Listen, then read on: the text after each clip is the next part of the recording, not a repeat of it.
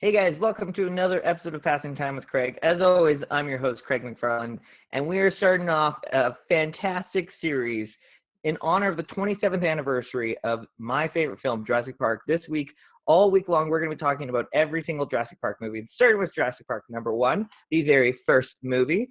And I'm going to be joined all week long by the talented filmmaker and good friend, Matt Watterworth. Thank you for being here, buddy. Thank you for having me, and I'm so excited. I'm always so excited by your excitement for this franchise. So I'm excited to chat with you about it. You know, I joke with people when sometimes people are like, oh, when you kind of aren't into something, but people just kind of go with it. Like that's that inside joke with friends. Like, yeah, I don't actually like Jurassic Park. Just something got on and now everyone thinks I love it. So I have to pretend to be, but everybody knows anything dinosaur related to Jurassic Park, I get tagged in it all the time, which is fine by me. Yeah, absolutely. I mean, it's such a So cool. There's so much to this whole world. There's so many. It's not just the movies, but the games and so much memorabilia and all sorts of stuff. So I'm very interested to hear some behind the scenes stuff from you. yeah, well, okay, so let's start off. When do you remember first watching it? Mm, that's a great question. I was thinking about that when I just rewatched it in preparation for this, and I didn't actually do the math, but I was certainly in grade school when it came out, and it was like it was in the air. Like people were talking about it in a way that was like more so than other films. There was something special about it. And like through my whole class, we were, of course, at this age, it must have been, I don't know, grade 3, 4, somewhere around there. We were all into dinosaurs, right? Like it was like, and it was super Yeah. popular. Like we were doing, classes on dinosaurs and learning about dinosaurs. And there was, what was that other super popular animated, I can't remember the title, animated dinosaur movie, but of course the dinosaurs could talk. Land Before And Time? yes, of course, yes. So that was, Yes. and so in my class we would refer to dinosaurs as uh, like leaf eaters or meat eaters or Oh, whatever. yeah. And the So three anyway, horns and the little. yeah, that's right. Yeah.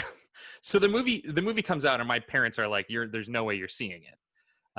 So the way I finally got to see it was probably, I don't know, maybe a year or more after it came out, at a friend's house who had the VHS. And I remember seeing the VHS, and it was just like, it was gold, right? It was like I couldn't Yeah. see this. It was very special. So it was very scary, but it was, yeah, that's my memory of I had to sneak my way into seeing it, like Aliens and all those movies that like my parents were not letting me get to see. How about you though? Yeah. Oh, I'm younger than you. Let's establish Right. that right away. Fair I enough. was I was 3 when the movie came out. Oh wow, okay. Um, but I know that I saw it before The Lost World. The Lost World came out in '97. So I was like Okay. 5 or 6, and I know I watched it. Probably shouldn't have. I'm sure it was with my older siblings. Right. And yeah, it was terrifying. I remember just watching it and just like, there's something about this. This is just magic. And it's like, Yeah. holy shit, there's real dinosaurs. That is a T-Rex. That is a Yeah. Velociraptor. And it was just so cool. But it was very much, and I think it's one of those movies. I don't think people do it nowadays because, like, I have a 4-year-old nephew who loves dinosaurs, and I've showed him the Lego Jurassic World short films they've done, like all the fun animated ones, but I haven't showed Sure. him this yet. And then, like, he's only a year or two away from when I watched it, Right. Right. but in the '90s was kind of more okay to let the kids see this, I Yeah. guess. Yeah. For sure. I mean, my dad was like, "What's the big deal?" But my mom was not having it, and rightly so. Like I had history of seeing films I should not have seen, and then weeks of nightmares about it. And so I'm curious about when is that moment for all of us when we're sort of like able to not have nightmares about this stuff, because it's also like what I find so interesting about this film is that it's like I went to film school, and so I took some film studies classes, and we would study certain films like Casablanca or Network, movies that sort of broke the mold, Yeah. those are all so old, and this movie did that in my lifetime. And also, you could argue Jaws and maybe some of Spielberg's other films are also in that category. But to see a movie like, where we could go to the theater and see it, or sneak into the theater and see it, and it's one of those films that brought like cinema to a different place. And Yeah. anyone who comes after it is sort of imitating in many ways. Not that that's a bad thing. There are plenty of wonderful films that have imitated great films that first broke that ground. The interesting thing, though, is that a lot of those films are not necessarily all that great. They're viewed as fantastic, incredible films because they did it first, whatever that thing was. And I think, Right. and yeah, I think the dinosaurs and the way they're presented in this film was the first time it was done in a way that, like, whoa, broke through. And it's also just a great story, but we can get into that. Yeah, no, it's definitely it's. I'm sure people would be, and I always talk about this as being such a huge movie fan, and I'm like, I can appreciate like movies for what they are, and you have to think about it that way, like, because how can you compare something like Jurassic Park to Schindler's List, and like you can't compare them, but they're both great movies, but they're both Right. doing their own things. Yeah. So that's kind of how you have to look at it. But Jurassic Park, I mean, I guess we should just start with the special effects because they hold up. You just rewatched it. It's and Yeah, oh, you're you're so muted. right. Sorry, Yeah. unmuted. Yeah, it's so true, and that was something I was looking for when I was rewatching it. Is like, what, like I, there, it's been the top of Reddit that, like, wow, the effects still hold up in this film, and they really still do. And there's been some really cool investigations as to why that is. Yeah, like you said, 27 years old this film is, and it has no reason to hold up the way it does. But sort of in the same way that Jaws does, Spielberg has found, and again, he'll be the first one to admit that it wasn't like his plan necessarily, but the animatronic, animals that he's working with are not always working so well, so sometimes he just hides their abilities. And ultimately that ended up being the smarter move. And of course, the way sort of animatronic dinosaurs combined with CG in this film was, I think, done in a way that you have to give massive credit to. I mean, it's Game of Thrones is an interesting show that sometimes would do great, do that really well, combine like real world elements, like prosthetics, with CG elements, and then sometimes it didn't do it very well. So that's an interesting series to see. Sometimes they just didn't do great CG, and sometimes they did a great combination, and that seems to be still where the sweet spot is for me. But what do you know about the behind the scenes of that, and like some of the, didn't they bring in amazing, like, legendary artists? Yeah, so they had Stan Winston do the special effects, like the animatronics. Uh, Spielberg wasn't really sure. He was very adamant at first about having like very little CGI, because back then he was like, oh, it's just gonna be this crap thing from Nintendo. Like Right. that's not gonna be entertaining. Like they talked about going back to like old school King Kong and doing like the claymation, Oh, um, right. the slow motion, stop motion effects, and then he went and he saw some of these dinosaurs prototypes that they did, and he was like, all right, we can do this, and I think it works. They did have issues because it was like the Triceratops that was sick. That big Triceratops that doesn't do anything except for like breathe up and Breathe. down Yeah, and yeah. move his legs a little bit. Like he doesn't do much. They still had 8 people operating that. Like 8 people operating. I mean, now that I think about it, though, there's so many articulating things, like the eyes, like and the mouth and the tongue. So that, yeah, there's a lot to operate there. Even though you're right, it doesn't and move anywhere. I think that's the key to a good animatronic is thinking about how it's a real creature, and Hmm. as you're like listening to me, not only are you nodding, but like maybe your eyes are blinking, Right. you're breathing out of your nose. Like there's a lot of things that happening that they took into that. And then I think my favorite story about the animatronics is the T-Rex and the scene where he breaks out of the paddock and attacks the Jeeps. He because the rain was falling down on him, it wrecked it. Like it made him just stop working because it got so heavy. It added like another almost ton to it because it's a Right. massive animatronic that they had, and Right. then the water got in. So then they had to stop shooting, and they had all these people using blow dryers to try and dry up the T-Rex, and then they But had to like. was that their reign though? No, that was their reign. So that was Like they that were in scene they control of that. moved. It wasn't like Yeah, they moved inside a studio when it came to when he escapes out of it. The right. rest of it Right. is on location in Hawaii. Right. That's where they filmed most of it. But that was a scene that was like inside a studio, and yeah. So I mean, you're a filmmaker. You know,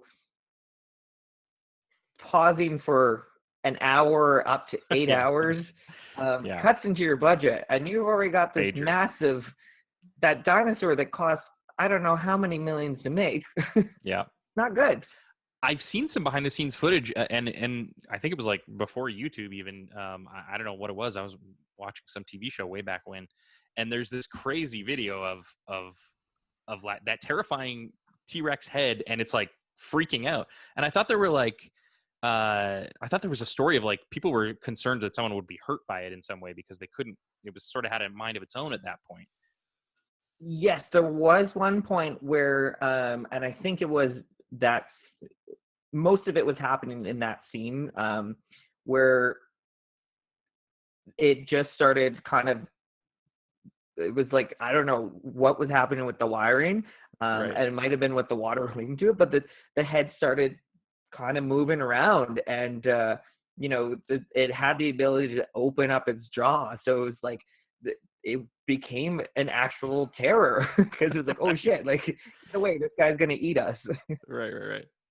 I mean, that scene is just so iconic. But what's interesting about that scene as well, and the reason I had my mic muted was because I actually wanted to bring the movie up just so I can, one thing story-wise that I was surprised by watching is that nothing really goes wrong in the movie until that scene. Yeah. And I want to find the time. Yeah, it's an hour. It just was, ticked over to the hour mark where Wayne Knight's character has caused all the issues. Like there are problems, but there's nothing like life-threatening happening until the like 101-ish mark when that goat leg hits the windshield. And that's where it's like, okay, now dinosaurs are free. But I can't believe how long it took to get there. And you haven't even seen the T-Rex at this point. Right. So you're an hour into this movie. You haven't seen the T-Rex. You haven't really seen the Velociraptor. You had that little glimpse at the beginning when he attacks the the dinosaurs are female. They're all she's, yeah. When she attacks them at the beginning of the movie, and then you hear them when they're getting them fed to the cow, but you don't really see anything except for that Brachiosaurus and the baby raptor that was hatched for an hour. And really, when you think about it, the first hour is especially a very smart movie, and it's talking about the ethics of it all and the moral rights and that's what people I don't think people really appreciate all the Jurassic Park movies because it is such a just because we can, should we? Which is very relevant to everything going on in the world today. But it takes an hour before anything happens, really. And you'd think that maybe like within that hour that you'd be bored, like kind of waiting for things to happen. But there's so much story that happens. It moves incredibly fast. I took some notes while I was watching. We call it exposition if you're not a storyteller or a writer of some kind. But yeah, exposition is sort of the thing that tells us who the characters are. Like, for example, when Hammond lands at the dig site and is trying to get Dr. Grant and Laura Dern's character to come check out the island, we learn that, oh, he's been investing in their dig $50,000 a year. And we start to sort of put together some so those little things are exposition that tell us about the character. And there's so much of that, and not just exposition but stakes. For example, Hammond is under this pressure, right, during this time, that he's going to get shut down if he can't convince the doctors and what's his name? I can't believe I'm forgetting the most, the chaos theory guy. Malcolm, yes, Goldblum. Ian Malcolm. The incredible Goldblum.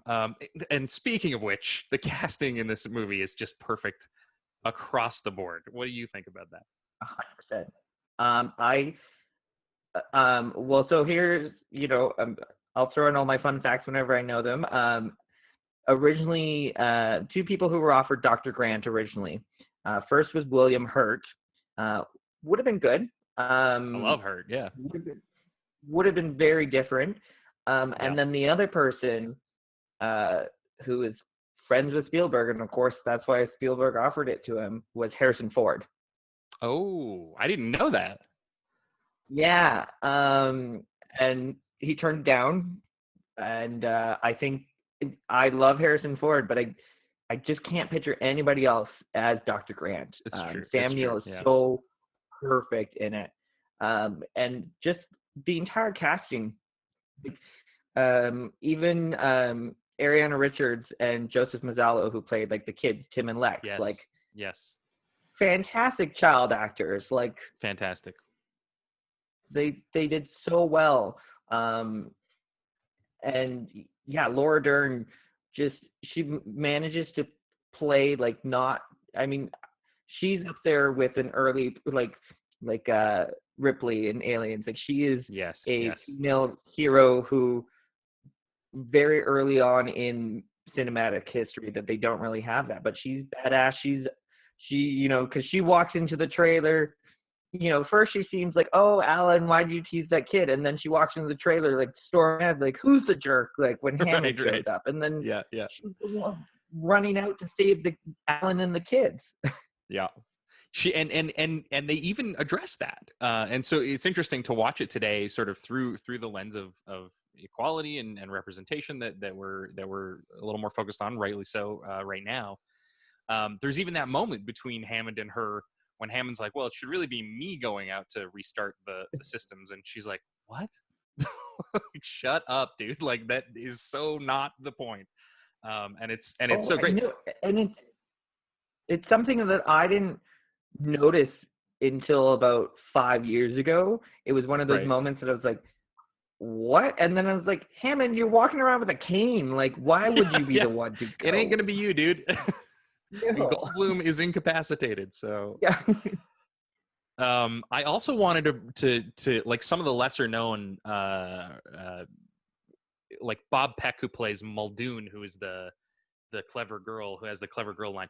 That is just he's perfection in that role, as is the lawyer Martin Ferrero is his name. So even in the smaller roles, Wayne Knight and Samuel L. Jackson, perfect casting across the board. It's impressive. Oh yeah. No, I think that they're fantastic. Because the lawyer Gennaro is he manages to just play a stereotypical lawyer, but making it really real, Yep.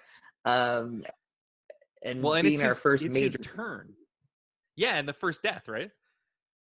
And is he there's Wayne Knight's character and then also Muldoon. Who else dies? Sam Jackson we don't see on screen.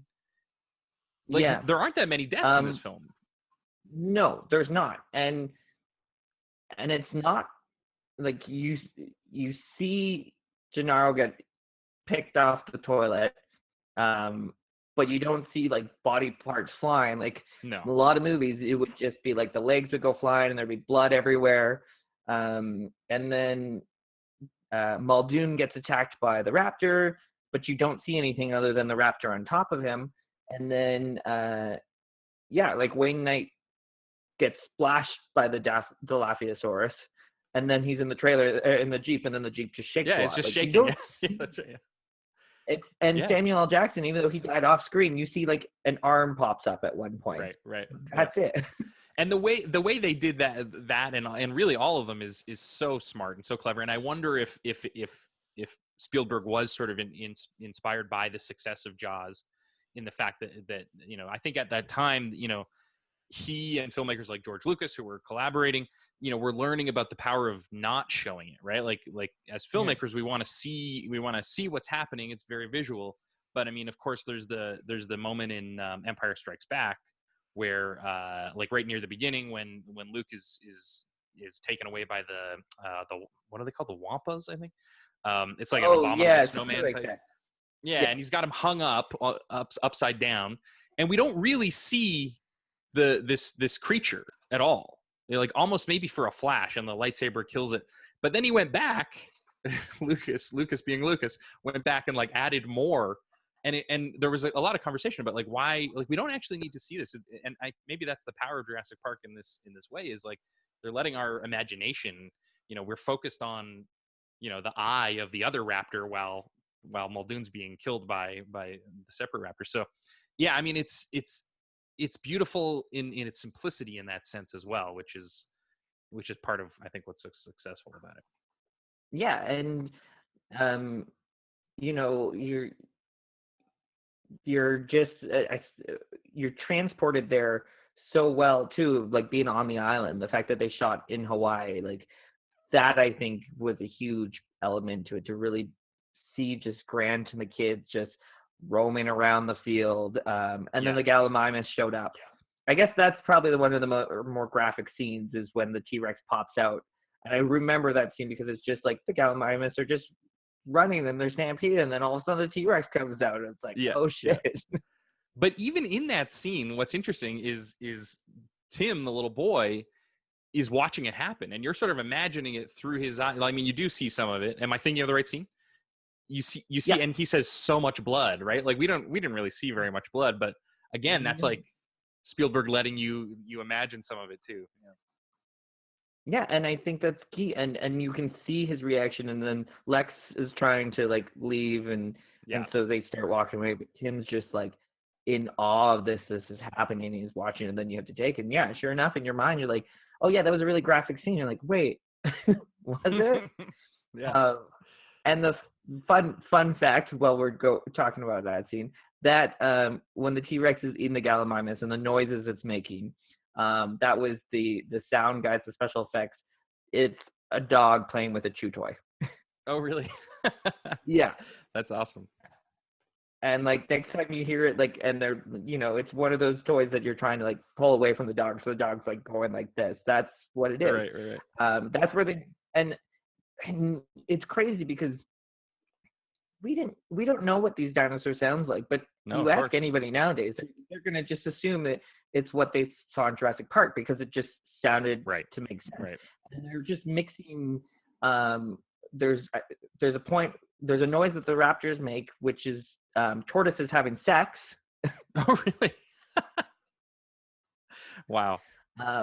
They're combining different animals, so dolphin noises are used a lot, but they added it in with other types of animals, just kind of blended them together. But yeah, they're just all these weird noises of everyday animals and toys and stuff, but we just are like, no, that's what a dinosaur sounds like. Yeah, but that decision was made for us by really this piece of content, which is kind of incredible. There are a few other things that like, and that's a good example of like, this is a movie that broke ground, maybe in a way that is not as obvious when it comes to sound. And there's also that great story about the T-Rex footsteps coming closer, and we're seeing it in the water, in the cup of water. Yeah. And I know there's a story about how did they do that? How do you get a glass of water to start to vibrate just sort of randomly? They used a guitar string. And they had a guitar string in the glass or whatever, and they were just kind of playing it, and that's what made the ripple effect. And it is I don't know, I would venture a guess to say that shot, which is a plastic cup filled with water on a dashboard, is one of the most iconic scenes from the entire franchise. Yeah, yeah, for sure. And something that has been parodied and commented on in media for for the last 27 years. Um, Yeah. so we've talked about effects. Um, let's talk about the music, because this franchise has one of the greatest, most iconic, memorable pieces of music ever in film, I think. Oh yeah.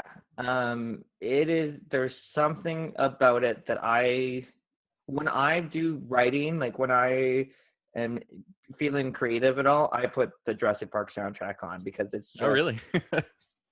so good. There's something about it that I absolutely love.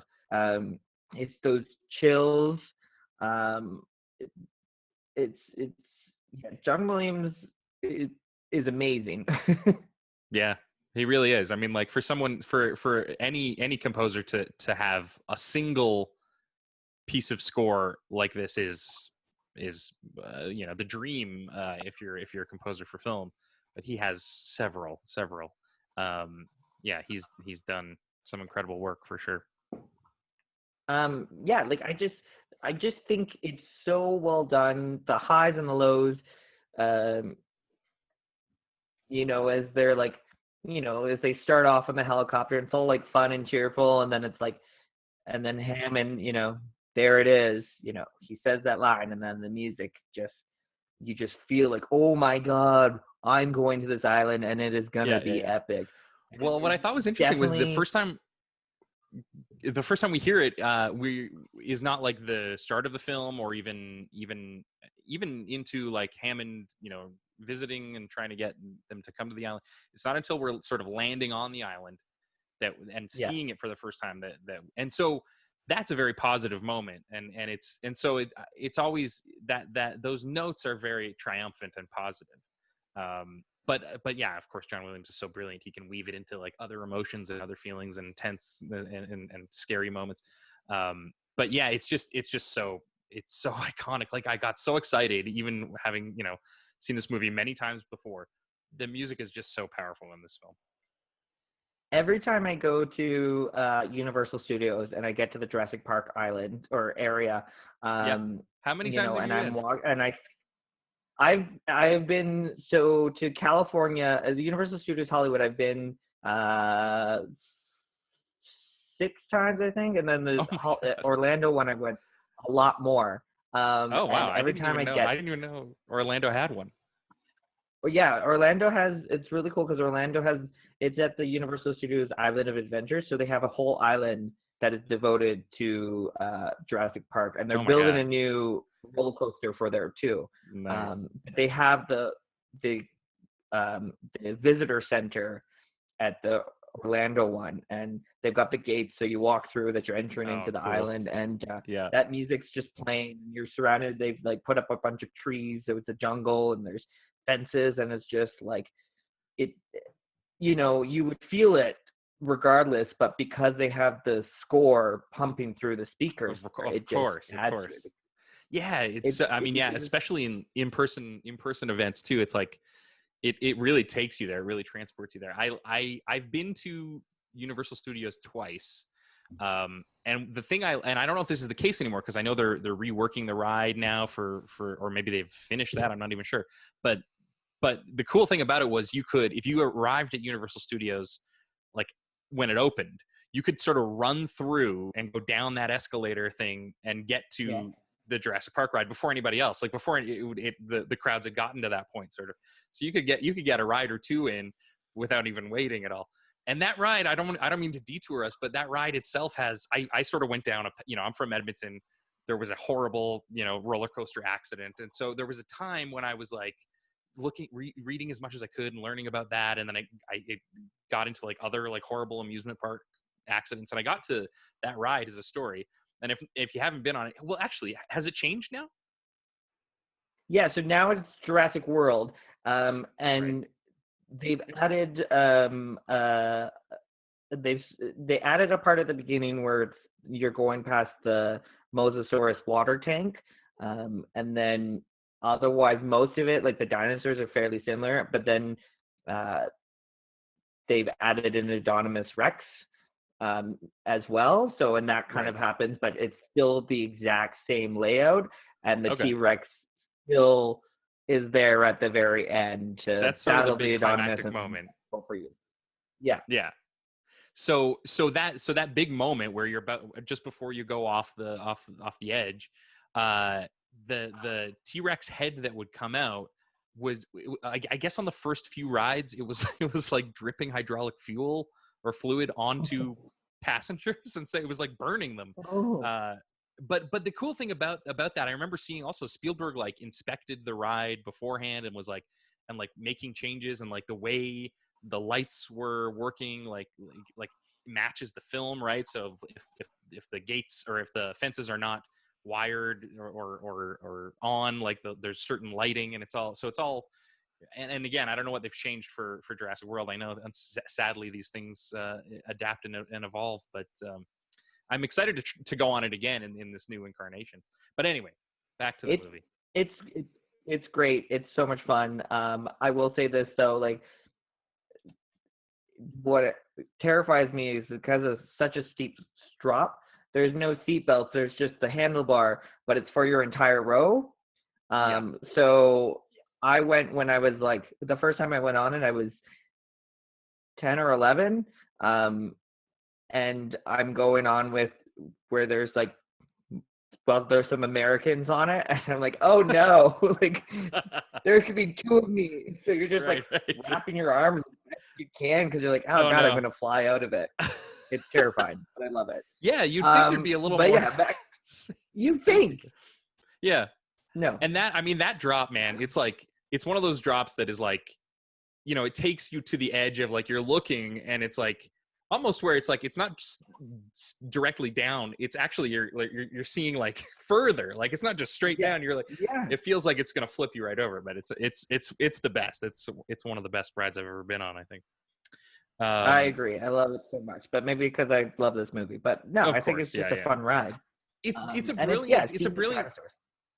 Yeah, and it's all good at first. I love how it's like, yeah, we're just viewing the dinosaur. It's like a little microcosm for the actual experience of the first film, which is brilliant.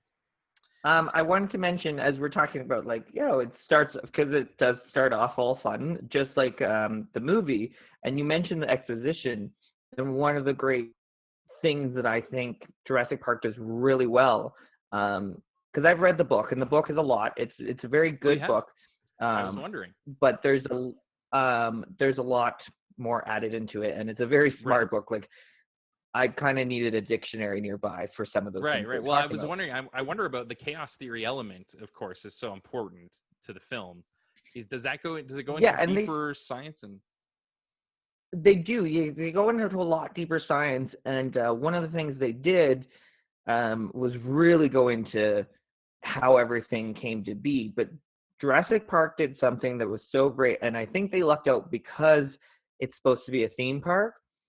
Is they can explain how they made dinosaurs in a fun, easy way that didn't seem like that you're just going to bore the audience. They're watching it on the screen as a Yeah, ride pre-show, and yeah. but then they also have like the characters kind of talking over it. They're still giving enough information that you're like, yeah, that seems plausible. Totally, yeah, and with the doctor sort of discussing it and trying to figure out how did you get around this problem? It's like it's the perfect way of just saying like, oh, okay, I've got the layman's understanding of it, and like there's obviously been breakthroughs, and that's all I need to really buy into it, right? Yeah, well, and because it's just as a filmmaker, the exposition is so hard because you don't want to just like flat out bore the audience with it, and Hmm. you need to get this stuff out, but you don't want to just and you don't want to necessarily just completely lay it out as easy as possible for the audience. Right, right. One piece of great exposition in this film, done brilliantly well and subtly, I think, is back to when we first hear that music when they're first landing, and Grant has two ends of a seatbelt. He can't get his seatbelt on, and it's a bit of a jarring moment, right? Like it's like, is something going to go wrong here? I don't know.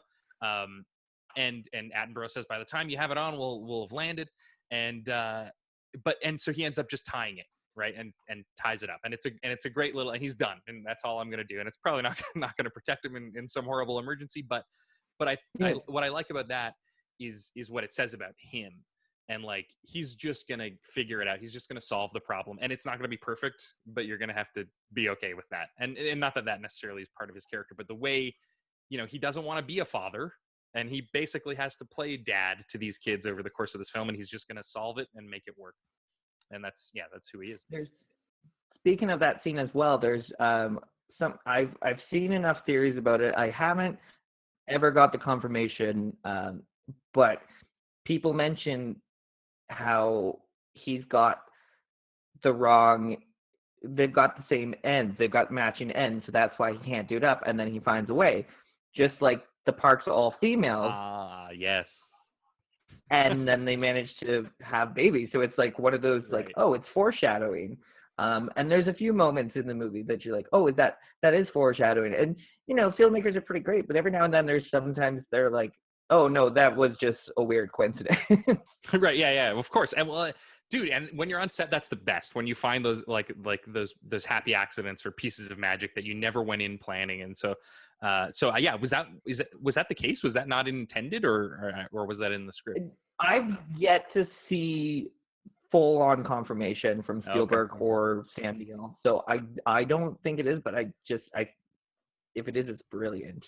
Well, the only weird thing about it is if he has one end, then someone else doesn't have an end. Whoever he's sitting next to should also have the same problem. But anyway, we don't. And then there's the thing is that we're already seeing that they're having faults with their helicopter. Right. Yeah. I mean, that's one of the brilliant things is, and so another sort of storytelling thing that you have, your audience and your guests are so great. I'm probably preaching to the choir here, but one of the important things in filmmaking when you're telling a story and telling or a novel is what's called the inciting incident. And I was kind of thinking about, what is the inciting incident in this film? That should be the moment that spurs the rest of the story. This sort of the moment in the film that if you took that away, the rest of the story just wouldn't happen. And I'm trying to think of some good examples, but none are coming to mind right away. But it usually happens at the 10-minute mark in a film. You sort of get some exposition, you get to know the characters, and then it's often an explosion or a jailbreak or something, or maybe a court case, a judgment, whatever. Somebody goes to jail, and it's the story doesn't happen unless that happens. So I was trying to think of where that is in this film, and it's actually the first scene, I believe, and maybe it's open to interpretation, but the scene where Muldoon is sort of guiding this raptor being loaded into a cage or whatever it is, and someone gets killed. That's why the investors are like, okay, we need to reevaluate the safety of the park, and are we doing this correctly, and all that stuff. So even though that moment feels sort of detached, it is the reason why everyone's here, why this visit is happening. And of course, Hammond decides to throw his grandchildren into the mix just to add a little stakes to the movie, which is great. Yeah. I think it was important. I mean, it was part of the original book as well, but actually in the book, Tim and Lex ages are reversed. Lex is actually the younger kid, but Steven Spielberg had Joseph Mazzallo came into audition for Hook, and he was just too young for that, but he was like, I love you and I want you in something. So he switched the ages because he loved Joseph Mazzallo. Just to put him in it. Wow, interesting. Just to put him in it. And so, but I think there's something, I don't know if the movie and book, the story would be as amazing if there wasn't kids involved, and this like makeshift family of Alan, Ellie, and the kids. But I think it definitely adds to it. For sure. And you're like, oh God, are they gonna kill a kid? Yeah. Well, and that's I mean, that's another thing that this movie does so well is except maybe just the surprise, my grandchildren are here. Other than that, the stakes in this film are like really well put together. Like I wrote down a few lines, like in 48 hours, I'll be accepting your apologies. There's like a rivalry between the two of them. And I mean, and of course, unexpectedly, the lawyer who's expected to be the one really, harsh about this, as soon as he sees the Brachiosauruses, is it? Yeah. He's like, oh, I'm sold. We're gonna make millions of dollars. Yeah. This is great. He's make a fortune from this place. Yeah, because he was very, and then it's just that switch of it, and it wasn't that like Alan and Ellie and Ian were all like in just total awe and like, holy crap, this is an actual dinosaur. This is real. This is happening, and Gennaro is just like, we're gonna make money. Like, he's just seeing not a very good person. Right. Yeah. And of course there's a bit of a morality tale when he is the first one to go, which is another great moment. The only thing that doesn't really hold up very well is lines like it's an interactive CD-ROM, or I was hoping you were going to bring those up. Yeah. But even the night vision goggles are still like super cool. Like they look like they have just awesome lenses. Like that looks like that doesn't feel like it's 30 years old. But I guess at the time it felt very futuristic too. So yeah. No, that's definitely the interactive CD-ROM is one that definitely did not hold up. And there's definitely like moments where actually, speaking of this, there was a point, I just watched this interview with Joseph Mazzallo the other day, and who plays Tim, right? Yeah, who plays Tim, and he kept trying to, and he was like, this is advice that Spielberg gave me that like I still stick with, but he wanted to say a certain line in the movie that was, I forget exactly what he wanted to say, like, but Spielberg was open to some improv scenes, so right. Tim was trying to, basically a very 90s catchphrase, and he was trying to throw it in there because that's what kids were saying, was, kind of like that old ad in a bag of potato chips, it right. Talk to the hand. So trying to get that stuff in, and Spielberg like let him try it a few times, and was just like, it's just not working, like. And I think the big problem is that you're going to make it take place in the 90s, and it's going to take people away when it comes to future viewings. And right. and I think the interactive CD-ROM is that line that people are like, what? But generally, the movie, and like really even everyone's style isn't like. So like you can't really place it in the 90s. Right. There's people who will wear that stuff today.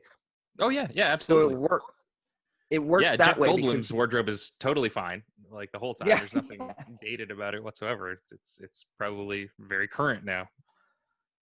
Yeah.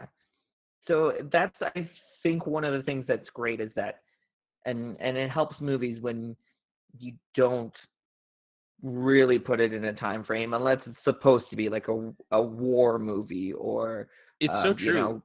Craig, you're so absolutely right, because and that's something that comes up on set when you're shooting a film, and smartphones have really caused a problem in that world, because that like like I made a movie called In Plain View, and if it weren't for the smartphones, it sort of felt like, oh, this could be taking place early 90s to the late 2000s. Like you kind of want that timeless feel, but like you say, unless it's not that type of film. But smartphones are sort of the problem, because they're so ubiquitous, and we really know that they sort of arrived right around 2008, 9. So yeah, or even earlier actually.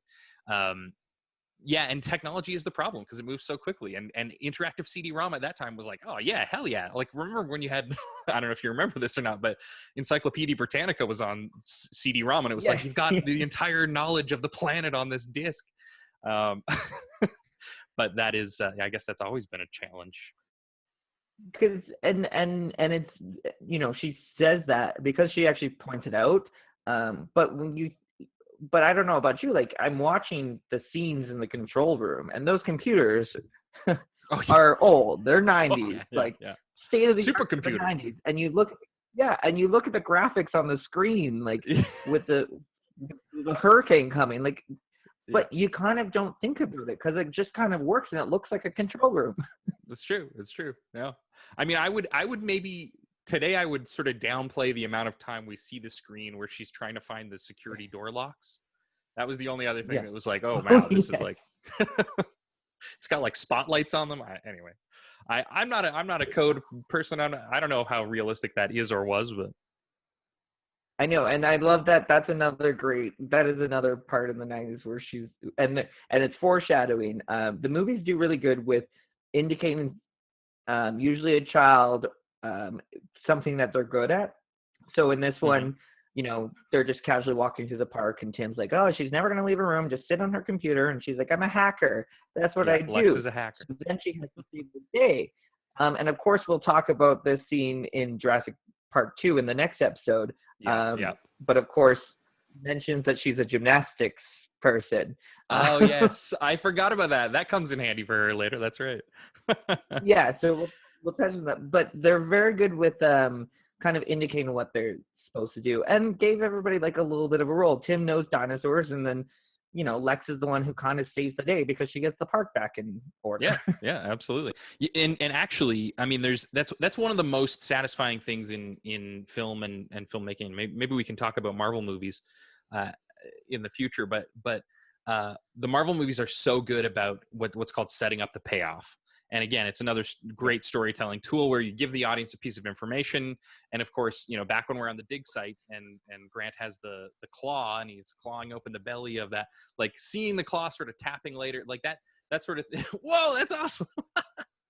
That's exactly what you're talking about here, foreshadowing and setting up the payoff. And one of my favorite, like for anybody who's like a screenwriter or interested in storytelling, one of my favorite sort of more modern setting up the payoff moments is actually Iron Man. And so spoilers for Iron Man. I hate spoilers. We should have talked about this off the top because we're only spoiling this movie yeah, like crazy. But spoilers yeah, for Iron Man if you haven't seen Iron Man. When he's first getting the suit up and running, and he's like really like flying in it for the first time, he decides, oh, I'm going to fly up as high as I can, and the suit freezes up because of the atmosphere, right? And it like right. shuts down, and it's a scary moment. He almost crashes into the ground. Oh, okay, lesson learned. But then fast forward to the end of the film where he's in the final battle, he intentionally races. I'm forgetting the character's name up, but the bad guy's suit up all the way Yeah, as high as he can, intentionally to freeze his suit. And it's he doesn't actually beat him in that moment, but it's one of the tools he uses to win. So setting up the payoff is so important.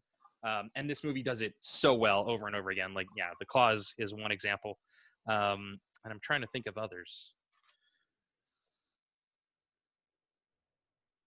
The storm, well, I guess, is maybe one to some degree. yeah, and I mean this movie.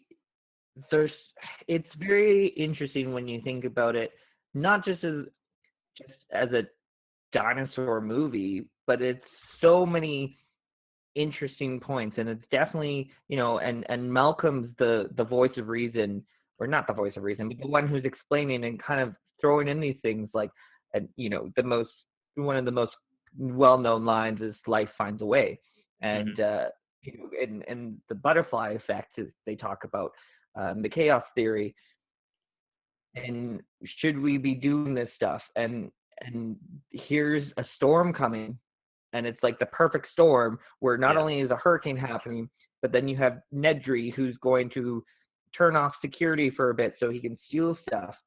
And there's very much this, is this an act of God thing? Right. Right. Is this, and Ellie says, the line, which I think it's funny, but it's also so true, where where they start off where God creates dinosaur, God destroys dinosaur, God creates man, man destroys God, man creates dinosaur, and then she says, dinosaur eat man, women inherit the earth.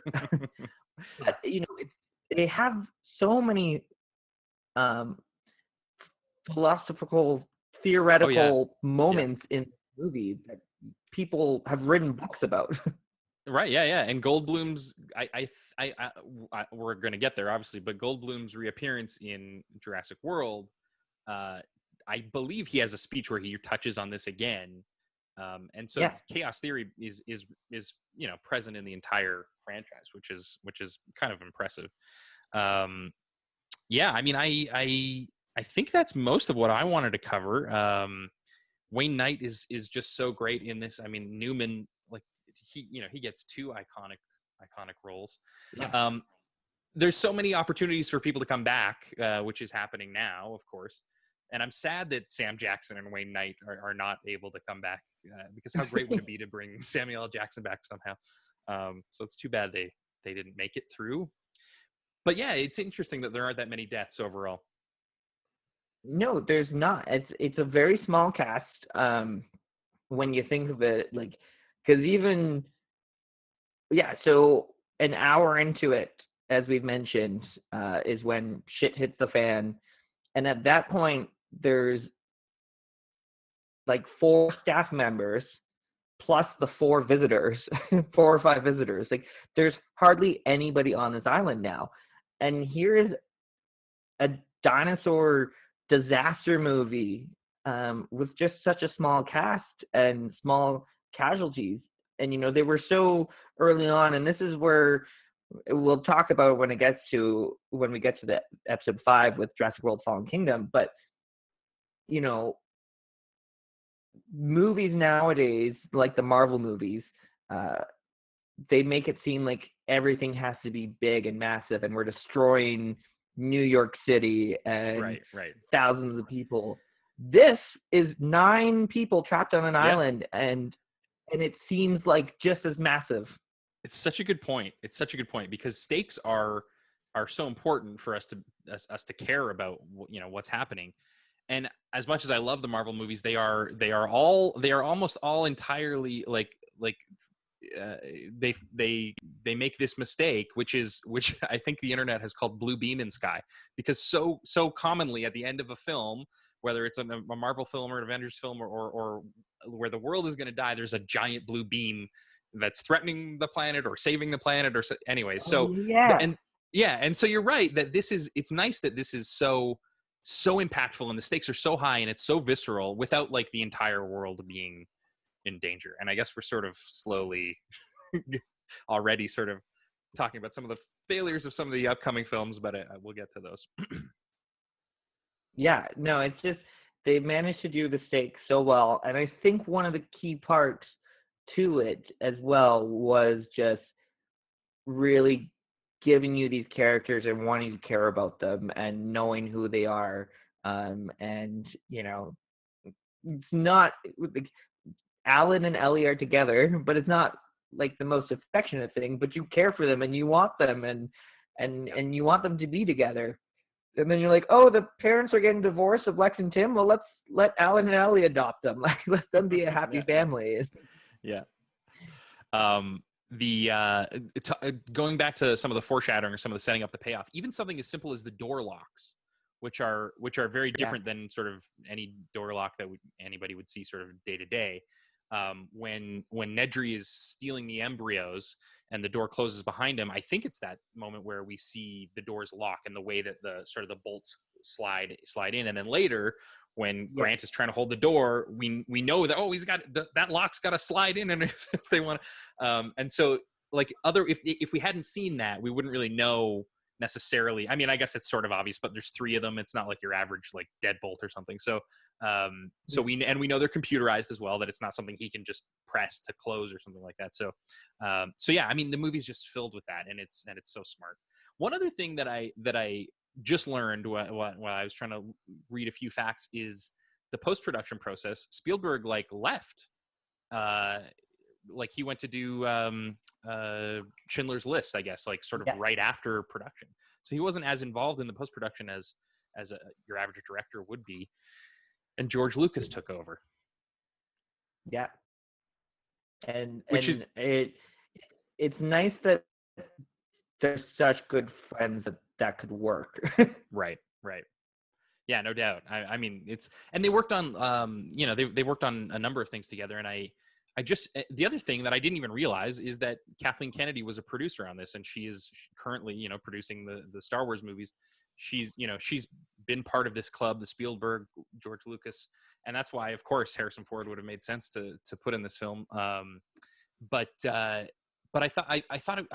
think it's interesting, of course, the way that technology has advanced, and I guess this was at a time when Star Wars was not the prequels had not happened yet. I Right. don't believe, and so No, this no. is We just had probably part of what. three. What's that? We just had the 3 Star Wars at that point. Right. It was a But I just read a Kathleen Kennedy quote that was talking about how this came out just recently in the Disney Plus show Star Wars Gallery, about the behind the scenes of The Mandalorian, where Kathleen Kennedy was saying something to the effect of like, George always wanted to come back to the Star Wars universe, and people who worked at Lucasfilm were like, are we going to do Star Wars again at some point? And I imagine this was a film that helped him want to continue that story, because she says seeing the technological advancement, even on like Raiders of the Lost Ark, and just seeing where the technology was, he was like, what can I do with Star Wars with this? So I'm sure this was a part of that as well. So it's interesting how there's like this club of like filmmakers who kind of like are breaking ground and continue to break ground. And now, Jon Favreau is one of them with The Mandalorian, doing some crazy technological things as well. Oh yeah, well, and Jon Favreau started with Iron Man and Iron Man 2. Like, it's it is kind of, they kind of just work off each other, and they kind of play together, which I think is so important, because you get it's nice. We've talked about this. We had a nice little moment on Twitter the other day about filmmakers supporting each other. And here you have 2 people, George Lucas and Steven Spielberg, who made massive movies together and against each other. But it was always supportive, and they were going to each other's sets and looking over stuff and giving suggestions, or being like, oh, that's an amazing idea. And that's so key. Steven Spielberg, you mentioned George Lucas helping with post-production, and then Kathleen Kennedy being involved. Like, you can't just have one person. You need some people to kind of tell you what works and what doesn't. So true. And I'm sure, Francis Ford Coppola was sort of in the mix there as well in a lot of films. And I mean, at the very least, I'm sure he saw like early cuts of the film and gave thoughts and things. And it's kind of cool. It's also kind of lame in some ways, because they're a little club. But it's nice now that sort of more genders and other voices are starting to get more time on these big properties, which I think is a really good thing. Before we go, though, I just want to talk about the film that's in production. I don't even remember what it's called. What's the one they're Jurassic World? Jurassic World. Yeah, Jurassic World Dominion. Dominion. Okay, all right. Who's directing that? It's going back to Colin Trevorrow, who did the first Jurassic World. So he took a break from the second film and then is returning back to this, and he worked on the script along with I can't remember, but speaking of bringing in other voices, he wrote it with a female writer, so which is great, because the movie's very like male dominant characters, but as we see with Bryce Dallas Howard, and we'll talk about that, but like females play a big role, and like Laura Dern in this one, Julianne Moore in the next one. So it's fantastic. But Jurassic World Dominion, and we've got Alan, Ellie, and Ian all confirmed. Oh wow! Apparently not just as cameos, real actual roles. And nice. Joseph Mazzallo, who played Tim, has teased a lot and has not confirmed anything. That would be amazing. I think they were close to something, and then things shut down, and they were gonna because the problem is the filmmakers scheduling.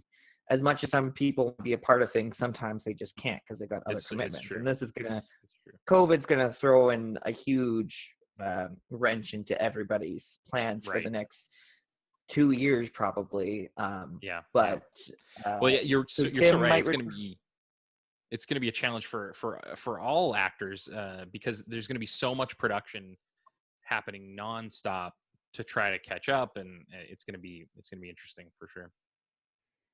Yeah. So and then and then of course Chris Pratt and Bryce Dallas Howard are returning. And you know what we haven't mentioned, and we'll talk about him more in later films, but the most surprising turn of events is you have BD Wong, who's in one Yes. scene Yes. as Dr. Henry Wu, and just in this one scene, and he's just all kind of, you know, like looking at Ian Malcolm like he's kind of crazy, talking about the dinosaurs breeding, and now he's like the main villain, Yeah. if you Yeah. will. Yeah, it's crazy. And I mean, I'm sure, like, there are some things that popped out to me today rewatching it that are like, oh, they could maybe riff on that in the future. Like, they could pull that back out of the first one. And I'm sure when Trevorrow, right, I guess was probably watching the movies again to take on Yeah. the property. I'm sure I actually have BD Wong up on the screen right now as a very interesting one to pull, and he's a recognizable face, and I think people would remember. It's such we didn't even talk about that scene very much, but the raptor being, you know, unhatching, coming out of the egg, is such an incredible moment. And like, it's another thing that's like, well, I don't really have anything to compare this against. I haven't ever seen sort of a bird hatch out of an egg before, so yeah, I'm buying that this is how this would probably look and feel. But it's not just that. It's the like lines like you're breeding raptors, and like it's just like so much going on, and you know, from the perspective of Ellie and Grant, like so much visceral interest and joy, and they're your conduit to being like, oh my god, this is really something special. Yeah, well, and Ellie has a line when gets hatched, and they say something about the temperature of the raptor, and she's like, it holds that temperature. Like it's just these lines that are kind of there in the audience, unless you're like really a dinosaur nerd or anything, or Right. animal fanatic and know this stuff. But it's just these little things that they threw in, because she's a paleobotanist. She would be interested to see. We don't know what dinosaurs, like, features they held, if they were truly warm-blooded or cold-blooded. So it was just a line that's just in there, and we're just excited about a baby dinosaur hatching, but there's still moments going on in the scene where they're talking about real stuff. Yeah. I mean, there's I'm gonna read the IMDb the back of the movie, or the synopsis of the film. It says, a pragmatic paleontologist visiting an almost complete theme park is tasked with protecting a couple of kids after a power failure causes the park's cloned dinosaurs to run loose. And if you just told me that and I didn't know anything about it, I'd be like, that's going to be terrible. That's a really bad idea for a film. But it's things like that. It's things like Ellie, like, asking those questions and digging into the Triceratops poop to, like, it's like, okay, this is like real science that we're talking, and it's not, but it's like, I'm buying it. Like, I'm really buying into it. They're the perfect surrogate for this story. Yeah. No, it's great. Yeah. So what do we do now? What's next, Craig? Well, so Jurassic World Dominion looks like they're starting filming in July. So how do I get in on that? That's right. Yes. I mean, like, let's get you there. There's got to be something that someone that we can talk to, someone we can hear, someone who is listening to this right now. I don't even need to be in the movie. I could just help with catering. Oh, for sure. Yeah. Yeah.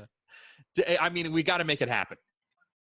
To be on that set would just be amazing. I was really trying for, they were filming one of the first few weeks of filming. They were in just outside of Kelowna. So I was like, oh my God, they're super close. Like, they were filming in BC. I didn't know that. I think it might just be like one scene. It sounds like they're kind of showcasing the animals in all the different locations. And I was like, and so the casting call went out for it, and I got all these Facebook messages from people be like, did you see this? And so as soon as I saw it the first time, I went to it and I saw the link, and I was in the middle of doing something. I was like, oh my God, this is amazing. And sure enough, there was like the casting call link for just like extras. And Right. then about 2 hours later, it was gone, and there was no way to get it. But the articles were all still coming up, so everybody kept sending me this article for about Right. 48 hours. Oh no! And you're like, yeah, I can't do anything with that. And so I can't, and so I even tried to put it on Facebook. I was like, guys, I've seen it. I appreciate you thinking of me, but it's leading me nowhere. It's doing Right, nothing right, for me. right. So yeah, they're filming there. They're filming. I think I don't know if they're going to do Hawaii or not because we're off the island now. Yeah, And that was going to be my London, question, but yeah. yeah, it looks like London's where it's happening. Sam Neill's trying to get it pushed to New Zealand. Sam Neill is, of course, from New Zealand and lives down there. Oh, I But didn't know that. because New Zealand's been really good with COVID for the past everything since it started, he's like, Right. let's get it go down there. Yeah. Hasn't happened yet. Yeah. But you said So they're resuming filming in July. that's what it's looking like. They're filming, going to resume in July, because and you know they have these dates that they really want to hit, right? Like their release date, and something like Jurassic World, where there's so much post production, like Oh yeah. it's these ones, you know, the romantic comedies, Right. the heavy dramas, you know, they can wait sometimes wait a little bit longer, but you know, these special effects movies, like all these anything Marvel, that the Marvel series, for example, for Disney Plus, like some of them were shut down halfway Yep. through. Yep. And those are going to take a lot of work. Yeah. So Yeah, you're right. There's months and months of post production on these films, not necessarily the case on your Seth Rogen comedy, right? yeah, and they only got a couple weeks of filming into Jurassic World Dominion before they had to shut down. Right. And I think it Do was you know when it was mostly like supposed to? What the original release date was? June 2021. So Okay. we've got about a year. Right. But of course, with it being that, you know, they like to use practical sets and really be outside. That limits your time too. You can't really be filming necessarily in the same locations in November, December as you would in Of course. June, July. Yeah. So true. So if Yeah, I anybody's wonder listening and knows how to get me there. Yeah, exactly. Let's make it happen, and let's share this up as wide as we can. And we need a hashtag. Do we have a hashtag for you? Hashtag Craig finds a way. Oh, is that it? I didn't know that. That's perfect. I love it. Craig finds a way. We're gonna get there. Awesome. You know, I love these movies. I'm excited. We've spent a good time talking about Jurassic Park. It's such an iconic film. The gates, the vehicles, the actors, the dinosaurs. Yeah. Fantastic. And so, and you know, there's a lot of love here. But we'll see. Not all the next 4 episodes might have the same amount of love. It's true. It's not quite. Doesn't quite hit the. I mean, this movie just hits every mark, right? From music to sound to score to color to like it's and the storytelling is just perfect. But like I said, not you know that synopsis I just read, you know, sometimes that movie's great, and oftentimes a movie that sounds like that is not so great. But yeah, I mean, I'm excited to talk about the remaining films and talk about what's great about them too. I mean, there are, you know, Vince Vaughn. Let's not forget, we got Vince Vaughn to look for. Yeah, yeah, exactly. Vince Vaughn. Before anybody knew who he was. Yeah, and I have fun stories about his involvement and how he got involved. Okay, but yeah, there's so many great moments that we're gonna. We've got 4 more films to talk about in the rest of the week here, and there's great moments in all of them. So I guess as we start to wrap up here, do you have a favorite moment from the first movie? From the first movie, you know, it's David Attenborough for me. And like Hammond is just like I like if they don't exist, there needs to be like 12 more gifts of him he's got so many great lines, like, and the way he just delivers like the lines about the the flea circus and like and when he's Yeah. trying to say carousel versus merry-go-round, just the way he speaks is just I enjoy it so much. But I think if I had to narrow it down, it's that moment where he's still like learning his lines when he's talking to himself on the screen and like pricks his own Yeah. finger, and that's one of my favorite moments for sure. How about you? While we're talking about those scenes, I have to mention, because we didn't really touch on it, there's a couple of scenes that I used to kind of fast forward as a kid because I was like, this isn't as exciting, but as an adult, I absolutely love them. And it's that whole ice cream talking about the flea circus between her and him that are just, the two of them are just so incredible. Like, so good. You didn't have the power. That's the illusion. And then the scene where they're before the grandkids show up and they're having lunch and they're discussing. Oh yeah, everything. We didn't even talk about that scene either. Yeah, it's so good. The ethics around it, and Ellie's saying like, you have plants in here that are poisonous. You picked it because it looked good. And the only person I have on my side is the bloodthirsty lawyer. And he goes, the thank blood-sucking lawyer. That's right. Yeah. One of the great lines. And actually, I wrote another line down from that scene, which is so important to the whole franchise and sort of chaos theory as well. I wrote it down because where is it? It didn't. The reason, so Goldblum is talking about the reason why this is a bad idea is because it didn't require any discipline to attain what you have attained. Somebody else made the breakthrough, you're standing on the shoulders of geniuses or something, and you just flipped a switch and now you're going to print money with it. And that is like, and of course, that's sort of one of the themes of throughout the entire series, especially these newer films.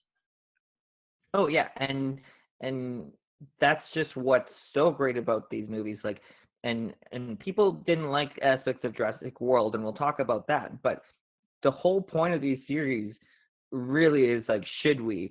And the biggest part of it is people with money thinking that they know best and they just want to make more money. And that's even especially with his nephew in the second movie. And we're going to see it as we continue on. It's just people not looking out for everybody and just wanting to make a buck and not thinking things through. But I guess my favorite scene, it's so tough to pick one. But there is something about the music swelling and Alan seeing that Brachiosaurus, and that first time you see that full Brachiosaurus there, and it's the music, and to think that they're standing in a field looking at nothing, right? Yeah. But probably like a tall stick with like tennis balls to be like, that's where the eyes would be. Exactly. But you feel that these humans are really seeing this dinosaur, and it's just so fantastic. And I just think and I think they chose the right dinosaur to be the first full dinosaur you see. Absolutely. And even like the sound when it sort of reaches up and then lands on the ground a little bit, and it's like if you've got like a good sound system in your house today, it's like that's such a great moment. And you're right, again, through Grant and Ellie being sort of the audience surrogates, like we see how important this is and how huge it is and how real it feels through their eyes. And you're right, that's maybe it's a very good point. I was just thinking about mine. I chose a very small moment, but that DNA scene is also very important to buying into the whole thing, even though it's like a cartoon and it's meant for like tourists to say, oh, okay, I believe this. I mean, and I also thought it was very interesting that like there was B-roll shots in that scene too, like in the video they're watching, that felt very they did not feel like movie scenes. It was like, oh, we're in the with the scientists doing DNA stuff, and now that sort of thing is like the way that video was made is like that feels like a YouTube video now that you see. There are a couple of filmmakers who make video animations in that style, and now that's like so commonplace. And I was like, oh, this is kind of like groundbreaking in that sense as well in some ways. Yeah, no, they did.